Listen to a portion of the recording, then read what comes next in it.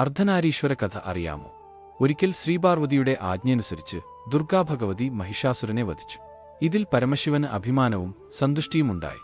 തന്റെ ഭാര്യയുടെ ആത്മരൂപമായ ദുർഗയോട് അമിതമായ പ്രേമപാരവശ്യം തോന്നി.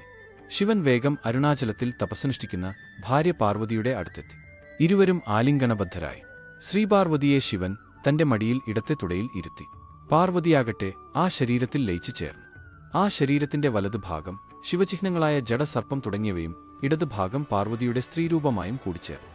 പാർവതി പരമേശ്വരന്മാരുടെ പ്രണയസാഫല്യത്തിന്റെ പരമാത്മഭാവമാണ് അർദ്ധനാരീശ്വരൻ.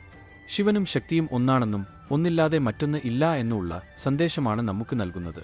അവാച്യമായ പ്രണയസാഫല്യത്തിന്റെ ഈശ്വരഭാവമാണ് അർദ്ധനാരീശ്വരൻ.